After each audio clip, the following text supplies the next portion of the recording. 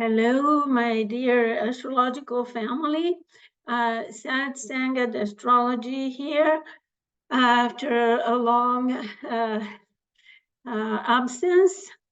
I've been under the weather because I got a big surgery and I was recovering. So I succeeded at gathering some energy to post this video. I'm recording this on Sunday, the 7th of April, getting ready for the eclipse, right? Okay.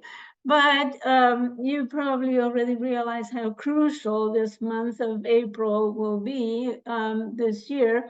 And for you personally, for the world, for the country.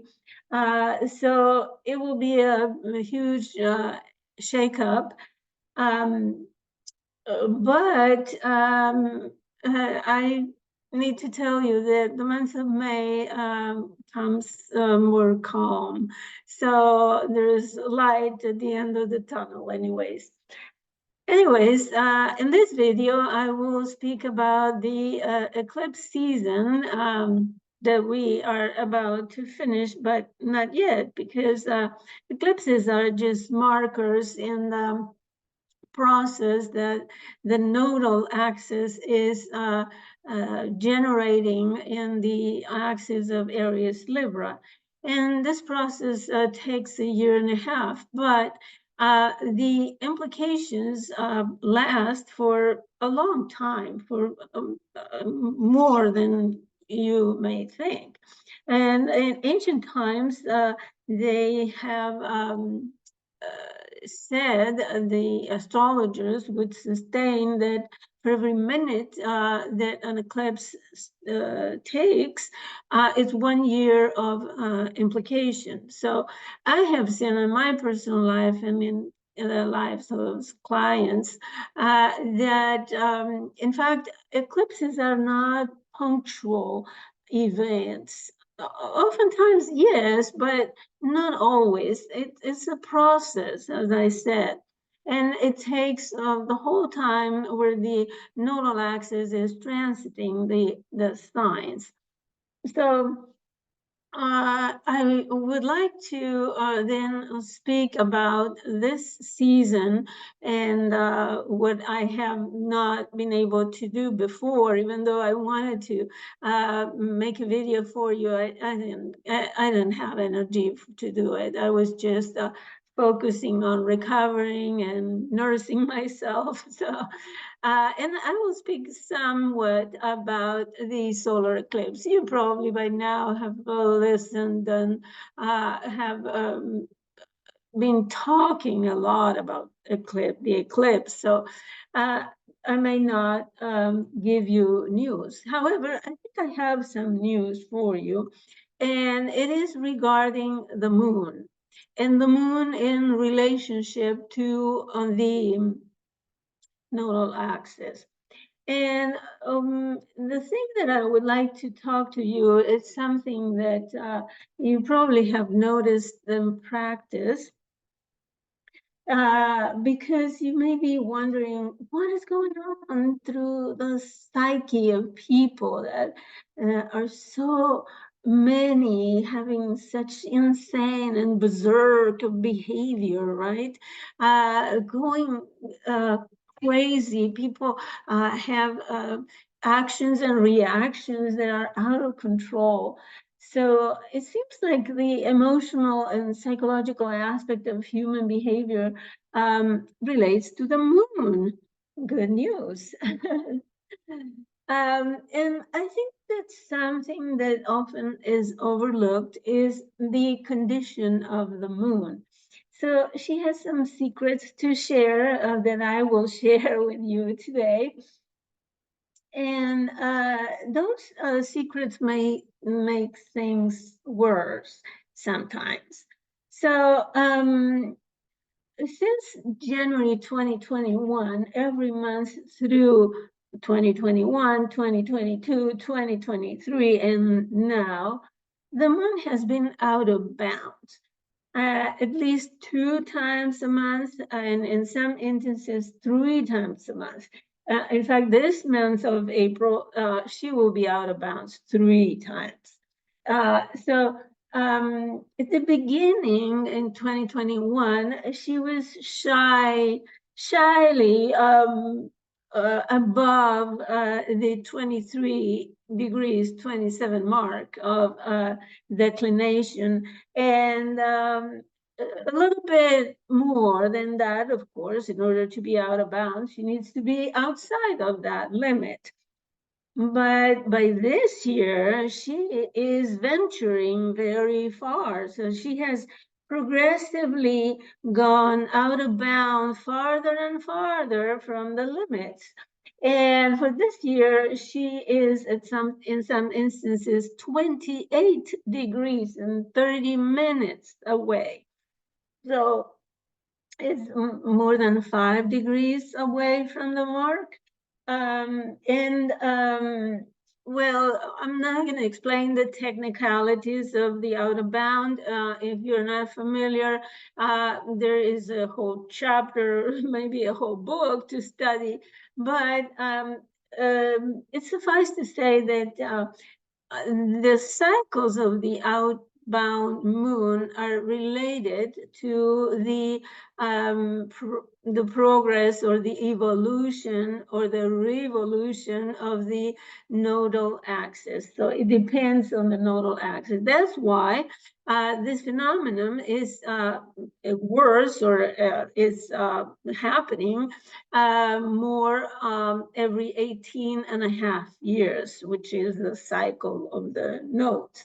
And it happens a couple of years before the 18 years mark, and a couple of years after. So that's why it started in 2021, and it will last for probably a year and a half or 2 more, declining, right? But this is the point where it is more.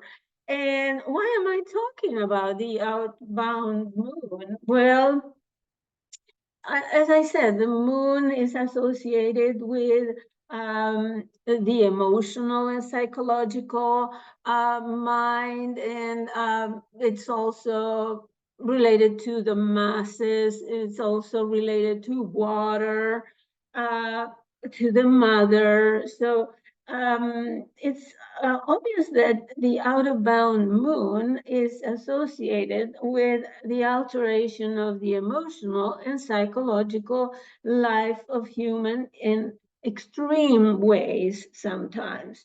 So this could be perceived as extreme positive or extreme negative behavior. Certainly those who suffer from mental imbalances or illnesses or behavioral health issues will feel much different with the transit of the outbound moon. Those days, few days, 2-3 days of the month. So if you are in this category, you probably have felt it on and off those months. So from his astrological experience, Stephen Forrest, the astrologer, has documented in his book, The Book of the Moon, that you can consult or find in his website, 9 qualities associated with people with outbound moon in their natal charts. And that gives us an idea of what is to be expected with the transit, right? Similar issues like breaking out of social constructs, leaving conventional situations, getting free from conventions, social conventions, groundbreaking genius, sociopathy, and criminal behavior, or alleged sociopathy and criminal behavior. Also, the nice outlaws, I don't know, Edward Snowden and Julian Assange that are perceived as outlaws, of course, because they have broken the law. But in one sense, the masses consider them like a positive event.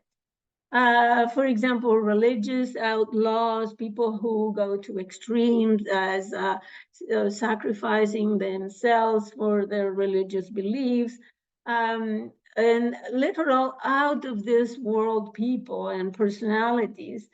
So for more information and to dive deeper into the moon, so you can read Stephen Forrest's book on the moon. But let's talk about water, because the moon, and I will explain why I'm talking about this issue. Because the moon, out of bounds, relates to higher tides, stronger storms, especially when they have a lot of water, right? Hail and violent water, flooding, destruction by water. So, and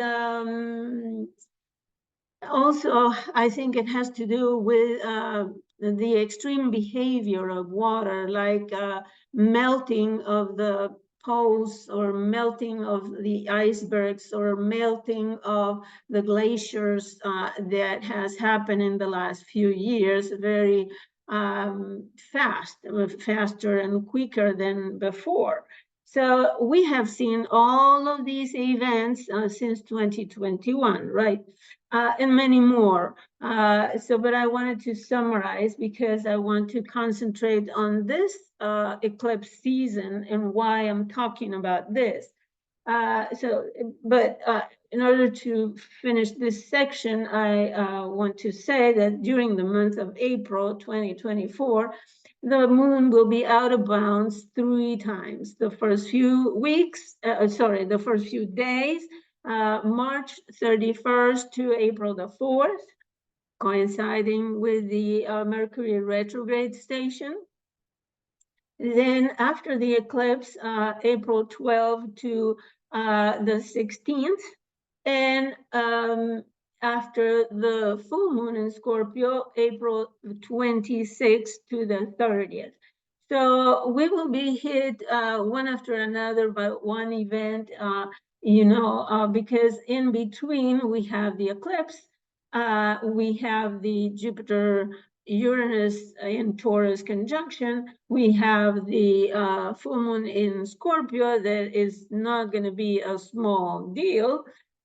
So mark your calendars. I repeat, March 31st to April the 4th, April 12th to the 16th, and April 26th to the 30th. As you see, there are a few days, 3-4 days maximum, usually, because you can observe what is going on in your life and around you, other people, the world, the country, and everything else. And next, I'm going to explain why I am talking about the moon for this eclipse season. And the reason is that the eclipse season started with the new moon in Pisces. And the new moon in Pisces was especially important, not specifically because the moon was out of bound. And let me check if that was the case at that time. But what I know is that the moon was the closest she could be to Earth. Let's see. No, she was not actually out of bounds. She was about 12 degrees declination. So she was not out of bound, but she was the closest that she could be to Earth. This year, the closest this year, and in several years. So I think I have published a Facebook post with the exact distance that she was from Earth, the minimum that she could be. She was very, very close. What happens is that similarly to being out of bound, when she is close to the Earth, it's called the crisis moon, because she has a powerful pull over the waters.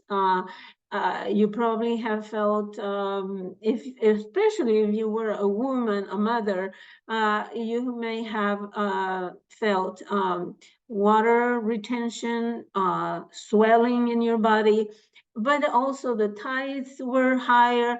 And as you have seen until now, the whole month since March the 10th has been nothing but storms and floodings and high tides and violent water and hailstorms. Like there have been in France, they are, I don't know, a lot of places in France are underwater, and the water doesn't go, doesn't it doesn't run. It's so people are underwater for weeks.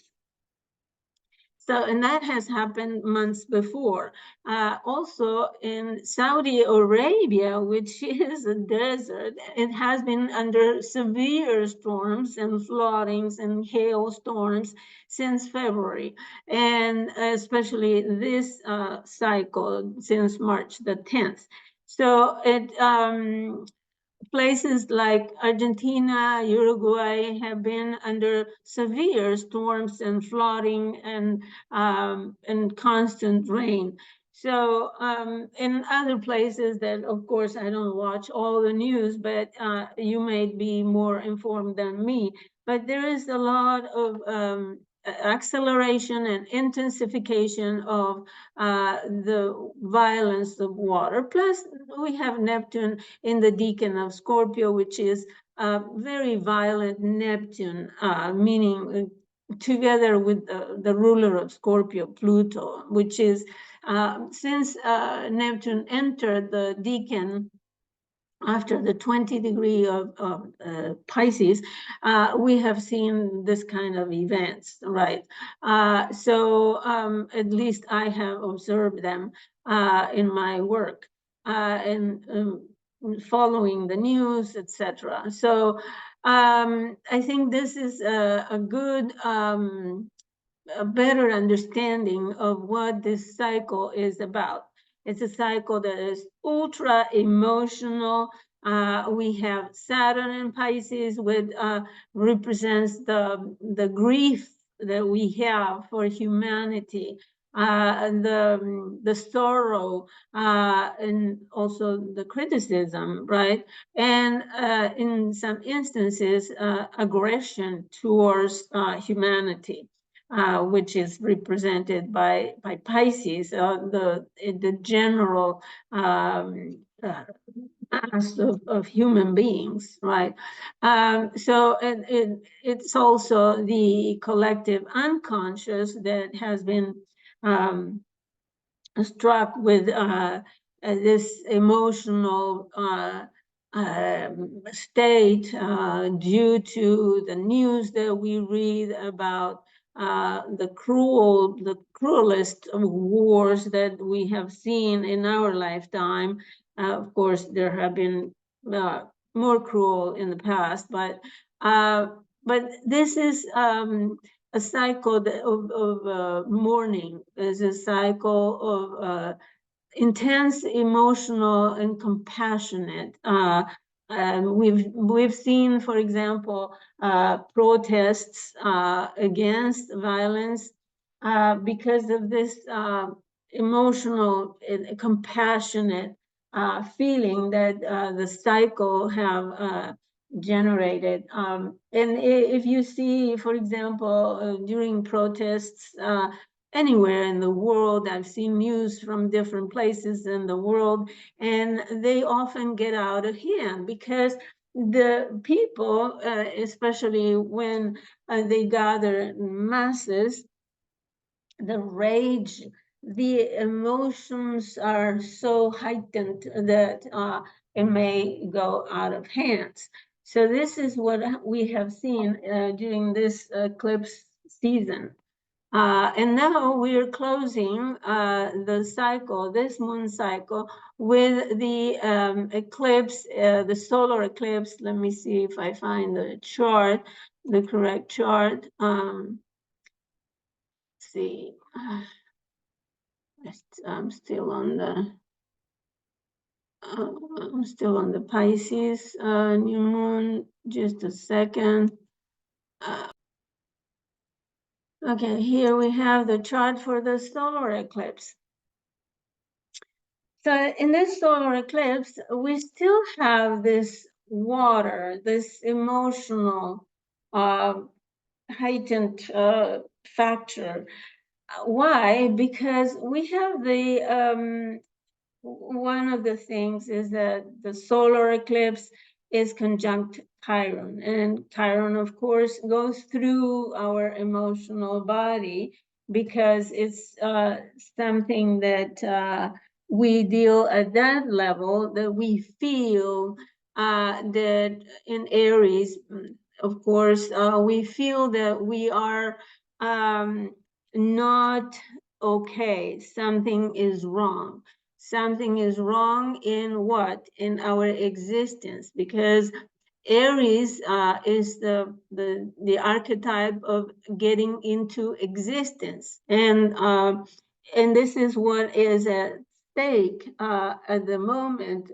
We with all this violence in the world, violence in nature, right? We have Jupiter and Uranus in Taurus. We have many like earthquakes and severe storms and such that I have talked about.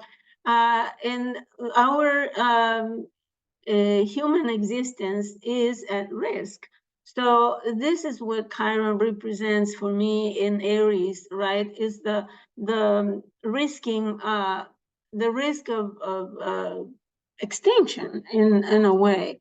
If we look back at the time when Chiron was last in Aries, we are talking about for example, in the United States, the Civil War, civil rights movement, but also it was around the time when people were protesting as well against the Vietnam War, and when the veterans were coming back from war and they were claiming the right to existence as well as the right to the people in Vietnam to exist. So, and in general, to people to exist. There is this feeling that our very existence is at risk. And the other thing is individual existences. For example, people who are considered different because they have a different color, or they have a different mind, or I mean disabled people, different gender orientations or gender identity or sexual orientation, people that are different in some way, like for example migrants who are different in a society, etc. So this is also talking about the pain of being me, the pain of my identity, the pain of who I am, and what others don't accept from my identity, right?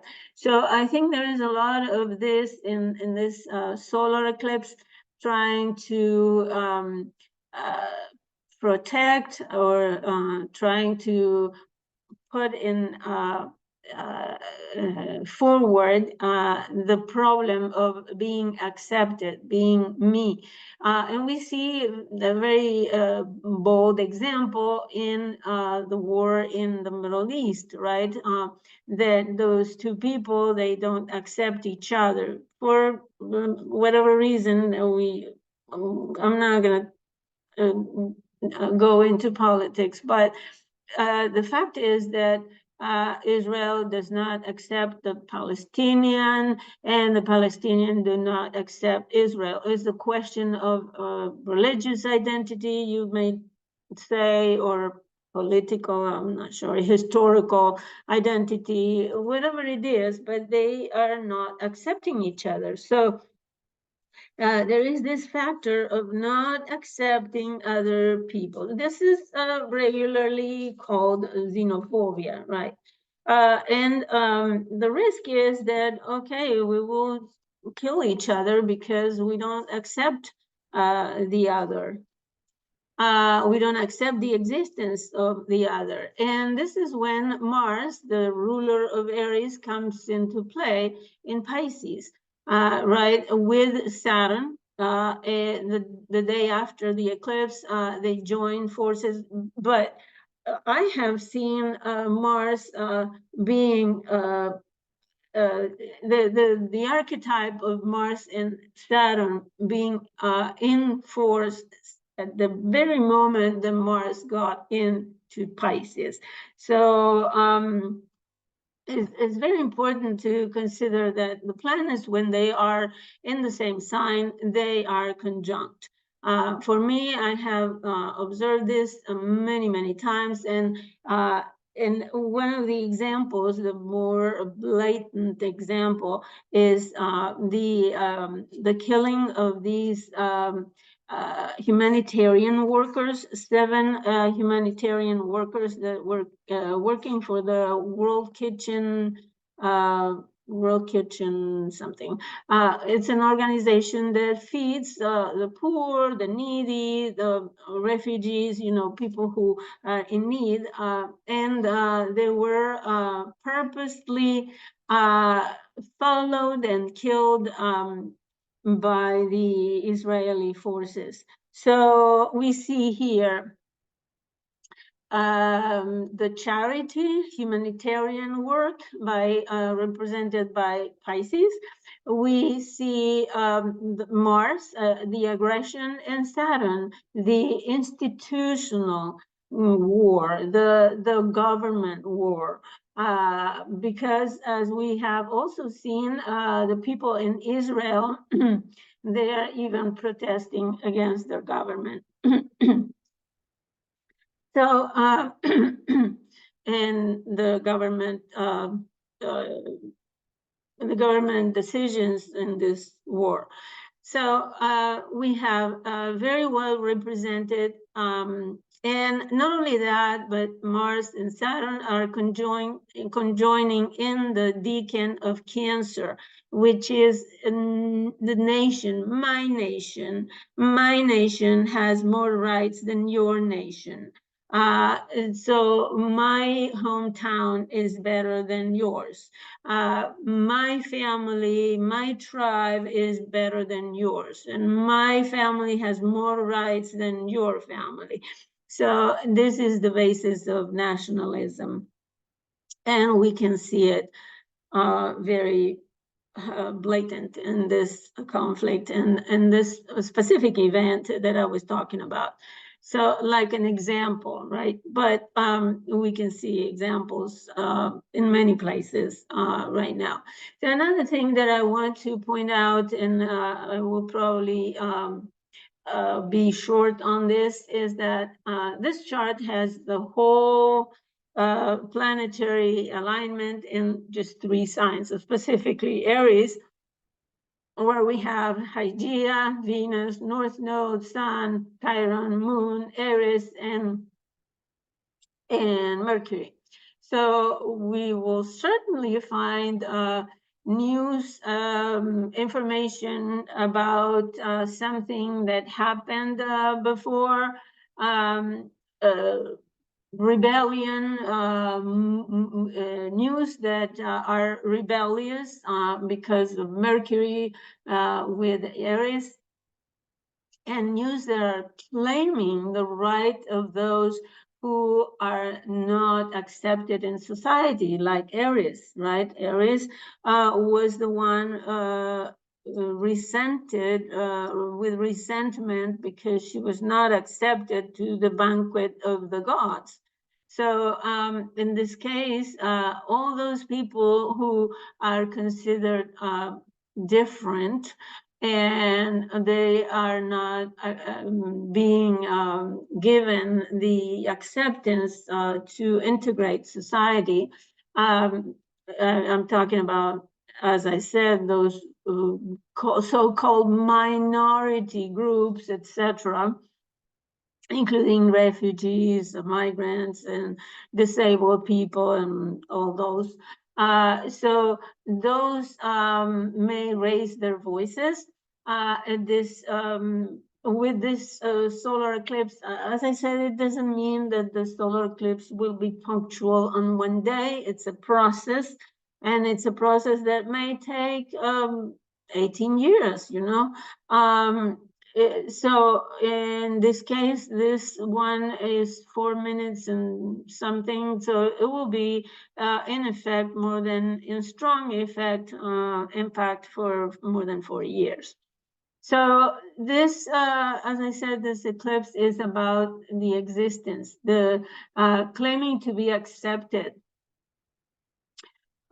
and without consideration, without exclusion, because who I am, my nationality, my skin color, my condition, my health, etc. But the concentration of this energy in 3 signs, especially ending the cycle with Pisces and starting a new cycle, is very significant. Here we have the start of the process with Pluto. Pluto is like the leader of the chart, because every planet, let's get the moon, for example. The moon, as she travels around the zodiac, she will first have a conjunction with Pluto, and then she will go on to the rest, and she will take this emotional transmutation through the rest. So the way we initiate anything, it will be starting with a transformation, with a death and rebirth. So it's a very powerful chart. And how we finish? Well, we finish with a surprise, Uranus. We will finish the process with surprises, with radical changes, revolutions, and like light bulb changes, right? So the other thing that I need to point out here is that Ceres, the biggest asteroid, is been squaring the nodes, and this is called being in the bends. Why? Because that's the point where the orbit, not the orbit, the orbit of the moon changes direction. So going from the south to the north and the north to the south. So the bands are very important points for crisis. And here we have the crisis of nutrition and how the famine has started to ravage not only the Middle East, but other places where they really don't have food to eat. One of the examples, the latest example, is Argentina. A great percentage of people in Argentina are poor, near 50%. So it's pretty bad situation in general in the world, and this is something that has it relates to this crisis of existence that I was talking about, and how with the South Node we have left behind the peace, the complacence, the trying to please other people or please the government, or so this lack of trust in the government. And Ceres is in Capricorn. So the way that we can really get out of that is if the institutions, the governmental institutions, make changes in order for people to be able to have nutrition, protection. And the Ceres is the archetype of the agricultural production, right? So this is where the farmers are protesting because they risk the annihilation of agriculture and farming. So there is all that working in tandem, threatening the very existence, not only the existence of human beings, but also life on Earth. And well, that is another subject. But having Mars and Saturn in Pisces, we're talking about a war on everything, right? Pisces can represent the water, can represent so many things, because it's in general the combination of all the other signs. And one last word is about this Saturn Mars conjunction in Pisces. We have seen wars in the ocean, in the seas. We have seen hidden enemies, right? Hidden enemies and hidden wars, like attacks that we don't know where they come from, hackings, cybernetic, cyber attacks, and wars for water. People and countries fighting because they lack water, secret attacks, and religious wars or religious fights. Well, but there is a subjacent emotional factor of resentment, right? Mars and Saturn can be the archetype of resentment, which goes, as I said, with this solar eclipse.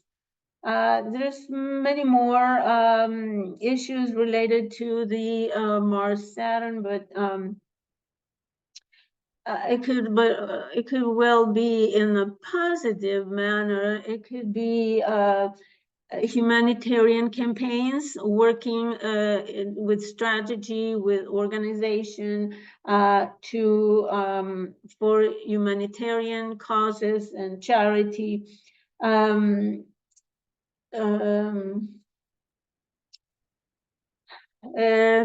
also, it could cause the spread of oil or gases in the sea. What else? Crimes in the ocean, narco crimes in the ocean that are very common these days. On the positive and personal area, it's a way to find endurance, to play sports. For example, it's a good combination for people who compete in swimming or dancing, especially structured events for dancing and swimming, like competitions and such. Dental work may go wrong with this combination, but if you do it in a very structured way, maybe successful. It's good to fight delusions and get real in that area of your life. What else? Um, Okay, well, I think that's enough for that. But Pisces represents the health, hospitals, as I said, charity, service. So there could be campaigns of service, charity campaigns, and a